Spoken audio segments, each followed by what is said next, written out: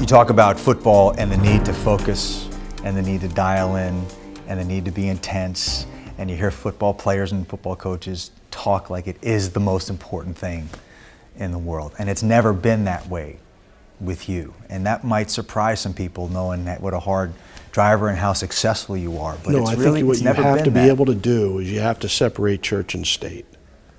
You have to be able to separate the two. Too many people bring work home with them. I never brought work home with me. You know, when I go home, it's home. It's not football, it's home. When I go to work, it's football, it's not home. You know, and it's kind of tough to be, black and white like that. But my wife always accuses me to be black and white. There's no gray, and I think that's allowed me to separate the two. Look, your family as a football coach never gets the proportionate amount of time they deserve anyway. So when you get home, they deserve your time and affection. They don't need to hear about the problems you had during the day. You need to listen to theirs. And no hobbies, right? No golf, no fishing. Nope. Since my wife and I met, before we even got married, I promised her a couple things. I said, if we do this and we get married, here's what I promise you. You will never get your fair amount of time. That'll never happen. I said, but every second I'm not coaching, I'll either do something with you or something for you. And that's how I live my life. And it's worked all these years, still That's married, right. still Yeah, happily married. Happy wife is a happy life. Yeah, well, two things. We deserve the double whammy.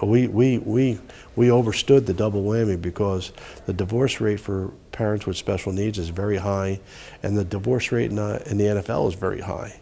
So we had both of those, 16 years in the NFL and with a kid with special needs, and still were able to withstand the test of time. It's all about recruiting.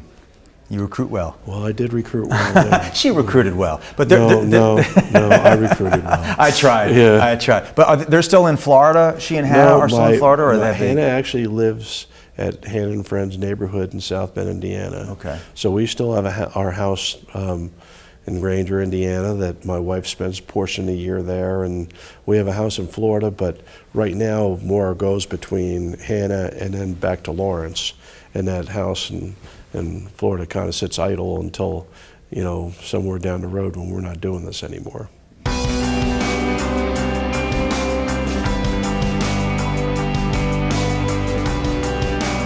Last question. We mentioned your son, who's now at Kansas.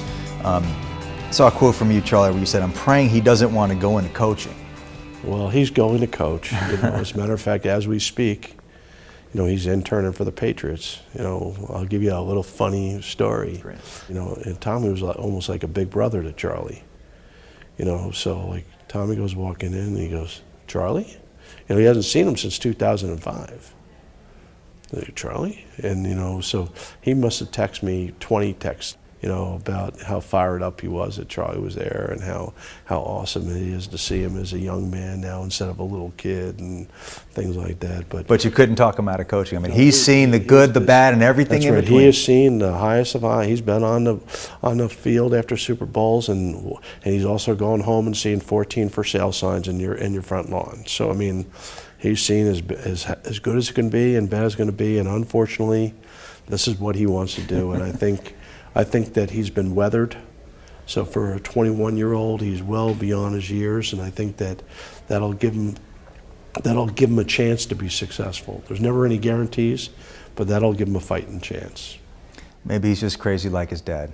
Well, could be worse. That's right. Could be worse. He'll be a hell of a lot better than I am, I promise you. Charlie, thanks for stopping by. Right, it's a pleasure to meet you. Best of luck with the Jayhawks. You too. Bye-bye. Thanks for being here.